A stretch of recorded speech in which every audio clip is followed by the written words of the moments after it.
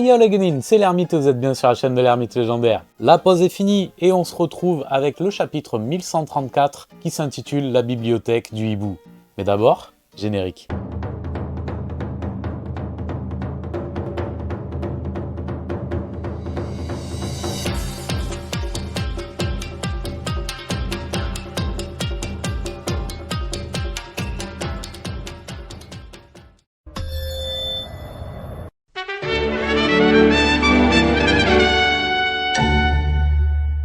Allez, il nous l'avait annoncé dans le chapitre précédent, Oda-sama nous gratifie d'un très beau color spread en double page. Celui-ci représente les Mugiwara en train de voler au ras de l'eau sur le dos d'un Franky géant. Joli cadeau avant les fêtes. Le début du chapitre est consacré aux remerciements et à la gratitude de Luffy envers Sol Disoro qui a pris soin jadis de la douce Nico Robin. Ce dernier constate à son tour que Robin a fini par trouver de précieux amis et cette dernière confirme en disant que les Mugi sont prêts à tout pour la protéger. Et effectivement, les membres de l'équipage du chapeau de paille confirment tous d'une seule voix, les larmes aux yeux. Ah putain, c'est beau, c'est beau.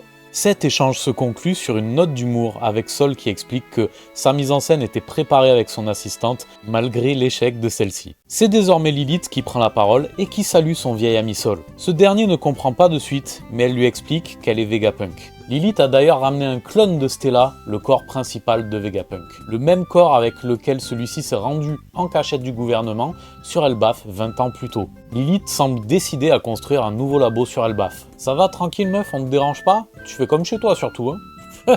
Bonnie demande si avec un peu de patience elle pourra soigner Kuma, et Lilith acquiesce. Et ça c'est de l'info les guénines, parce que l'air de rien, ça pourrait passer inaperçu, mais on nous apprend quand même que Kuma pourrait revenir. Sol nous présente son assistante bibliothécaire, Ange. Ses traits sont un petit peu plus grossiers et en courbe que Jeb, mais il se dégage beaucoup de douceur de la géante. Nous découvrons dans la foulée la bibliothèque du hibou, qui regroupe l'entièreté du savoir d'Ohara que l'on pensait perdu. Les géants, comme l'équipage de Ajroudine également, avaient bel et bien récupéré les livres sauvés des flammes. Petit switch sur Usopp, Zoro et Luffy qui sont pris en chasse par des enfants géants qui jouent avec eux. Et j'aime beaucoup le réflexe de Zoro qui demande s'il les tranche en fait. Et Usopp qui est obligé de lui dire « mais gros, c'est des gosses, ça va, calme, calme. » Comme ça, Oda. Toujours est-il que, sans s'en rendre compte, le groupe s'est retrouvé dans leur course entre les boops géants de Ripley, la prof des gamins.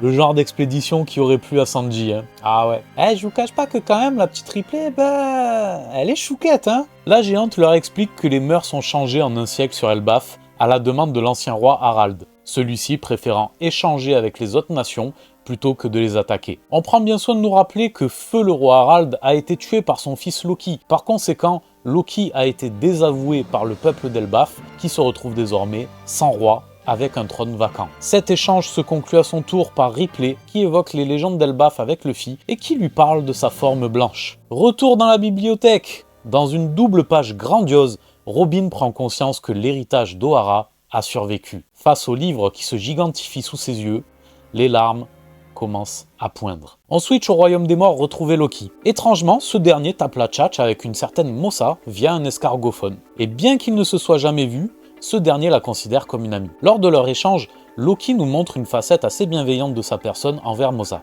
Celle-ci lui fait remarquer d'ailleurs, et il feint alors d'être vexé par ses propos. Nous concluons ce chapitre avec une double page pleine de mystères. Dans le château du village ouest d'Elbaf, deux personnes apparaissent via un cercle magique façon Gorosei. L'une d'elles a le visage de Shanks. Oh bordel, ce cliffhanger de malade! Non mais qui, quoi, qu'est-ce, donc, où? Bon allez, je reprends mon souffle. Pouh!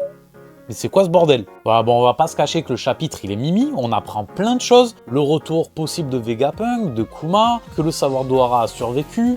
Ok, mais tout ça, on s'en balèque, c'est rien à côté du grand final quoi. C'est un truc de ouf. Que fout ce mec qui ressemble 2 gouttes d'eau à Shanks sur Elbaf? Comment ça se fait qu'il est apparu via un cercle magique? De plus, on ne voit pas la cicatrice à son œil, ce qui fait que la théorie sur un jumeau pour Shanks prend de l'ampleur, hein. Très clairement. Là, on est sur quelque chose d'assez ouf. L'autre théorie que je pourrais voir éventuellement, ce serait que Singarling est rajeuni depuis son passage au sein des Gorosei, via X moyens, j'en sais rien.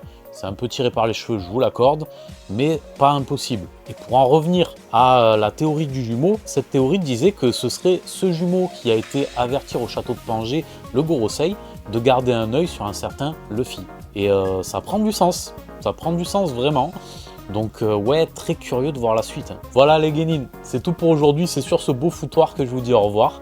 Je vous dis à bientôt, passez de bonnes fêtes, je pense qu'il y aura d'autres vidéos d'ici là, mais voilà, passez de bonnes fêtes quand même. Et puis j'espère que vous serez gâtés. Les petits pouces en l'air, abonnez-vous, likez, partagez, ça aide la chaîne. Et puis voilà, ce serait un beau cadeau de Noël pour moi.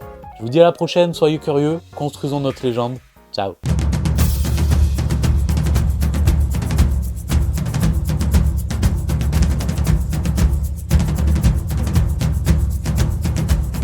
Tu t'es abonné? Tu t'es pas abonné? Abonne-toi!